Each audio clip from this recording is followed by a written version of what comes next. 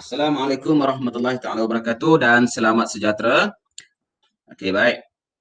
Untuk murid-murid semua, hari ini kita akan belajar tajuk pemeliharaan dan pemuliharaan di muka surat 77 sehingga muka surat 82.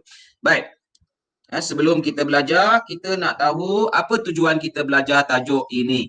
Okey, objektifnya. Selepas habis belajar ni apa yang sepatutnya murid-murid tahu. Okey. So yang pertama, kita kena tahu haiwan yang pupus. Haiwan apa yang telah pupus. Yang kedua, kita kena tahu haiwan apa yang hampir pupus. Hampir maksudnya diancam kepupusan. Diancam kepupusan. Okey. Yang ketiga, apakah yang menyebabkan ataupun apakah ancaman yang boleh menyebabkan kepupusan haiwan dan tumbuhan. Apa dia? Okey, sekarang kita tengok. Okey, yang pertama tadi kita nak tahu haiwan-haiwan apa yang sudah pupus. Yang pertama, dalam buku teks ada lebih kurang 9 haiwan yang dinyatakan yang telah pupus. Yang pertama, mamut. Ni mamut. Ya, mamut ni macam gajah. Cuma dia berbulu lebat. Kemudian dinosaur.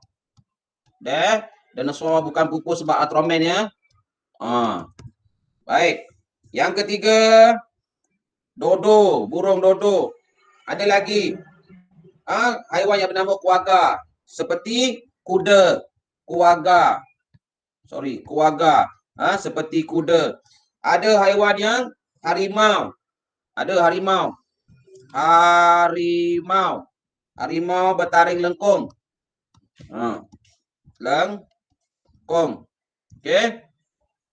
Haiwan bertaring lengkung. Dia taring dia macam ni, dia taring. Taring dia macam ni. Tu taring dia. Yang ni mata dia. Ya, haiwan bertaring lengkung. Okey. Baik, apa lagi? Ikan lumba-lumba Cina, singa laut Jepun. Okey, itu antara haiwan-haiwan yang telah pupus. Okey, baik. Sekarang kita nak tengok apa maksud pupus. Yang pertama, lenyap atau tiada lagi di bumi. Haiwan atau tumbuhan atau spesies yang tak ada lagi di bumi, tak ada langsung. Anaknya tak ada, cucu cicitnya tak ada, semua dah tak ada. Itulah kita panggil maksud pupus. Macam mana kita tahu dia ada? Melalui penemuan fosil, sejarah dan penyelidikan. Jadi maksud pupus kita gabungkan dua ni. Spesies atau haiwan atau binatang yang tiada lagi di bumi yang hanya boleh ditemui melalui fosil, sejarah dan penyelidikan. Ini maksud pupus. Okey. Baik. Kita tengok haiwan-haiwan dan tumbuhan yang diancam kepupusan. Okey. Dua. Haiwan dan tumbuhan. Baik. Apa maksud diancam kepupusan? Semakin berkurang. Semakin berkurang. Semakin berkurang. Jumlahnya memang sedikit. Memang sangat sedikit. Baik. Contoh haiwan. Yang pertama, gajah. Gajah semakin pupus dia semakin sikit. Tapi panda, harimau. Boleh ni ke zoo negara tengok haiwan-haiwan ni masih wujud. Besok-besok nanti mungkin kita dah dewasa, haiwan-haiwan ini pula yang tak ada jadi senasib dengan dinosaur. Okey, penyu. Dugong. Haiwan-haiwan yang diancam kepupusan. Baik. Haiwan-haiwan, kemudiannya tumbuhan. Tumbuhan, anggrek merpati, contoh periuk kera. Rafflesia. Rafflesia tahu bunga yang paling besar.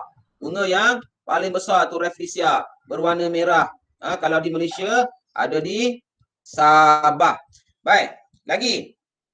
Cengal. Cengal apa? Cengal ni kayu dia boleh digunakan untuk kita buat rumah, buat berabut. Dia ditebang untuk mendapatkan kayu. Tu. Kecengal. Lagi apa? Bakau. Bakau ni biasa tepi-tepi yang tempat yang ada air. Tempat yang ada air. Kenapa dia pupus? Biasanya orang guna untuk bangunkan rumah. Kawasan dia tu pusat peranginan. Sebab dia dekat dengan air. Okey. Kemudian apa lagi? Pokok keruing. Ada. Tongkat Ali contoh. Kacip Fatimah. Okey. Baik. Seterusnya. Pokok meranti. Okey. Apa aktiviti yang menyebabkan haiwan-haiwan tadi hampir pupus? Apa yang menyebabkan haiwan-haiwan tadi, tumbuhan tadi berkurang? Kenapa berkurang? Kenapa nak pupus? Dia ada dua. Dua. Yang pertama ancaman apa? Aktiviti manusia. Manusia buat penyebab. Yang kedua bencana alam. Okey. Baik, kita tengok. Yang pertama, aktiviti apa? Manusia teraka hutan secara haram. Pembalakan haram. Teraka hutan ni biasanya nak buat rumah, nak buat bangunan, nak buat supermarket. Macam-macam. Secara haram. Pembalakan haram. Masuk ambil kayu balak untuk macam-macam lah nak buat daripada kayu balak. Tadi teraka hutan sebab nak buat rumah dalam tu. Pembalakan haram, bawa benda daripada hutan, bawa keluar. Itu pembalakan haram. Teraka hutan, balak-balak dia keluar. Hutan dah tak ada, so dia buat bangunan, dia buat rumah. Okey, yang ketiga, pemburuan haram. Mereka tembak gajah, mereka tembak harimau, mereka dapatkan gading gajah buat hiasan, ambil kulit harimau, kulit nak buat beg, nak buat seluar. Makan daging, macam-macam. Okey? Tu sebab dalam buku teks ada tanya, kenapa kebanyakan haiwan yang terancam bersaiz besar? Kenapa yang besar-besar aja terancam? Sebab yang besar ni lah senang kena tembak, senang cari. Yang besar ni juga yang susah kalau nak sembunyi. Teroka hutan dah tak ada, tempat tinggal dah tak ada, dia nak sembunyi susah. Nak makan pun susah, dia tak boleh makan sikit, dia kena makan besar. Baik, kemudian yang terakhir, pencemaran. Pencemaran ada pencemaran udara, ada pencemaran air, kadang-kadang minyak tumpah, itu juga pencemaran. Minyak tumpah dalam laut, pencemaran. Jadi laut tertutup, haiwan-haiwan terlekat, terminumlah apa? Mati. Okey. Seterusnya bencana alam. Bencana alam contoh puting beliung, contoh gempa bumi, contoh apa lagi? Contoh banjir. Okey. Baik. So ingat balik apa yang kita belajar hari ini. Yang pertama, haiwan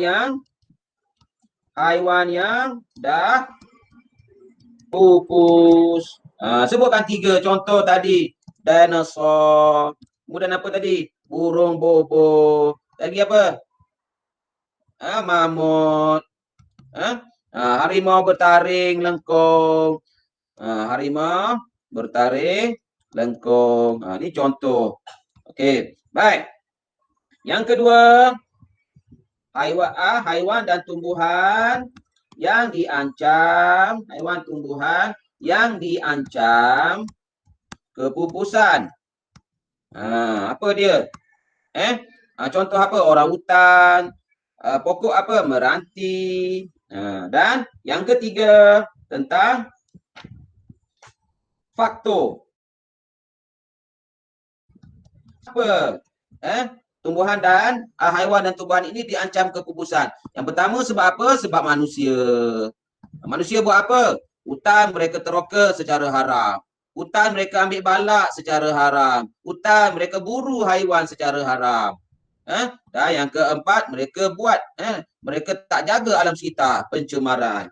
Kemudian sebab yang kedua, bencana alam. Banyak bencana alam. Contohnya banjir, puting beliung, gempa bumi, gunung berapi dan sebagainya. Okey. Jadi di situ dulu, sampai sini dulu hari ini. InsyaAllah kalau tak ada arah melintang, kalau tak ada halangan, kita akan masuk tajuk yang seterusnya.